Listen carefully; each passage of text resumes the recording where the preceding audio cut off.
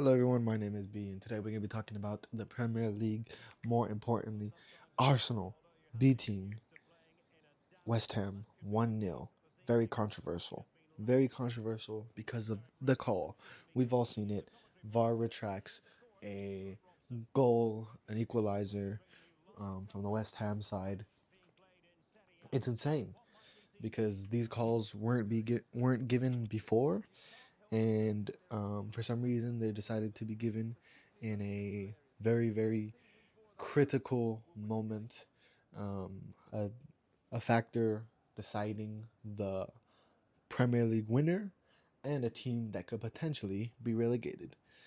um, as an Arsenal fan, you know, I'll take what I can get, but as a person who, like, I can't stand the refereeing in the Premier League. I can't stand VAR. I can't stand how they handle any of these situations. It is horrible. What needs to happen is for the Premier League clubs to get together and decide that they should be either reforming the rules and instructions behind refereeing, making them clear and making them consistent. Maybe even removing VAR, just because in that moment, if we didn't have VAR, that goal would have stood. But you're given that opportunity to look and find something wrong. And of course, if you look at something long enough, you're gonna find something wrong with it. And yes, there's countless of fouls in that frame, but the reasoning behind the call was that the obstruction of the goalkeeper happened first, and therefore that shouldn't have been called.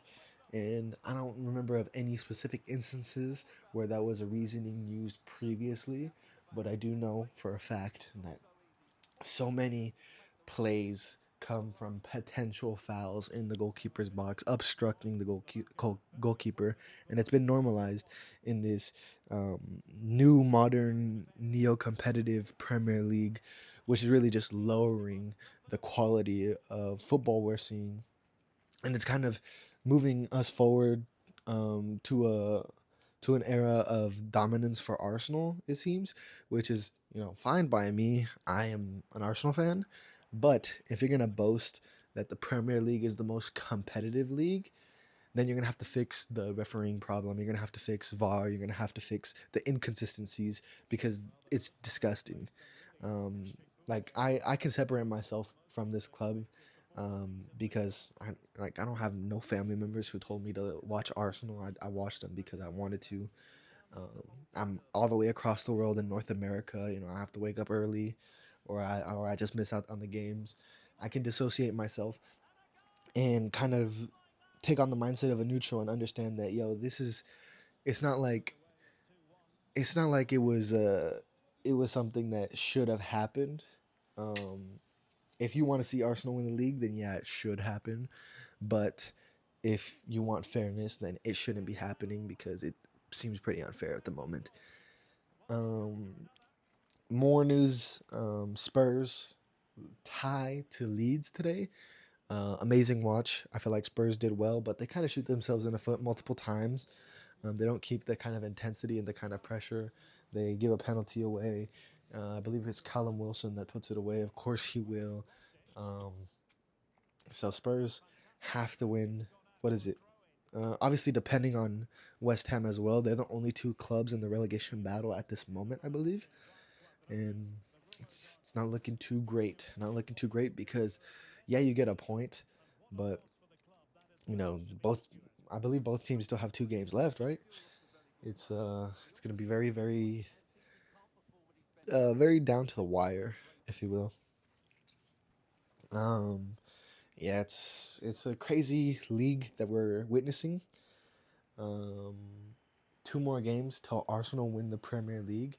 It's Burnley and Crystal Palace. Burnley, who what is Burnley relegated? I believe they're relegated, so they don't really have much to fight for. Um, I'm about to look it up just to make sure. I don't want to say anything wrong. Yeah, Burnley's already relegated, so not too much to fight for there.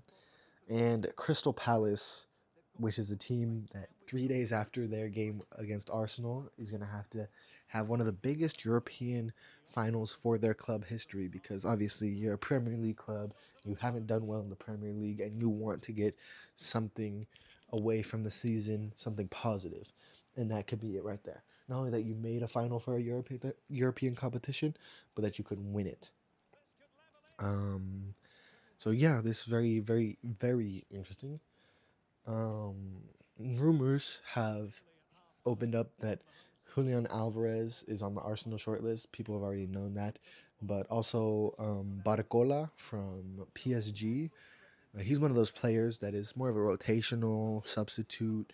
Not a, I wouldn't say he's a first team player. Honestly, I'm not too familiar with PSG, but he is a good player. He has the quality. He has the talent. Um, it's just he doesn't get as much playing time because you have Kvaratskhelia, you have Dembele, you have Doe, so many great players on that PSG squad. He may be looking for more first team time, and he could find that at Arsenal because Arsenal's gonna attract a lot of attention with the Champions League final, winning the Premier League. They're possibly gonna win the Champions League. I think as an Arsenal fan that they are going to win it. All right, I understand it's gonna be a tight match because PSG is one of the best teams, but I also think it's there's a thing called like inflation. Like PSG are so good because you have nothing really else to compare them to in the Ligue 1, and obviously they get to focus on the Champions League, and they have great stars like Kvaratskhelia, Dembele. Who else they got? They got Vitinha. Their goalkeeper is decent, I would say. I wouldn't say he's an amazing goalkeeper, but they have the quality there. They focus it all on Champions League, but I feel like Arsenal will have a good go at them, and me as an Arsenal fan, I believe they will win. And with the squad that Arsenal has and Arteta, they're always looking to deepen the squad.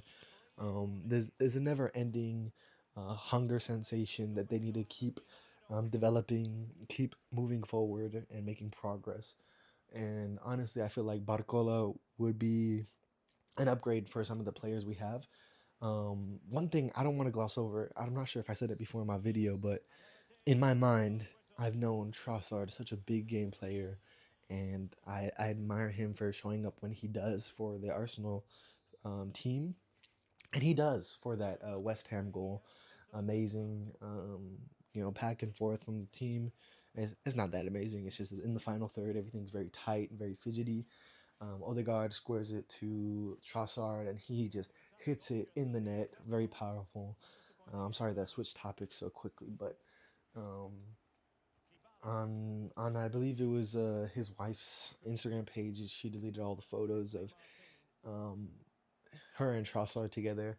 So it's a little bit iffy. I don't know any rumors, but like supposedly, he's gonna be in his bag because of what things he's going on in his personal life, which I guess is good for the Arsenal badge. Hope he's doing all right because, like I said, he's a big player for the Arsenal squad, um, in my opinion. And the reason why that popped into my mind is because I feel like Barcola would not take over that kind of position, but it would definitely add depth, like a competitiveness for Gabriel Martinelli, for Gabriel Jesus. These are all players that like they're good, they're Arsenal good, but if Arsenal are gonna change, they're gonna have to level up. You know what I mean? That's really all I want to talk about. I don't want to make the video too long. That's all on my mind. I'm probably gonna make another video for the Liverpool Chelsea game and for the Liga MX playoffs. Let me know what you guys think in the comments below, and I'll see you all later. Adios.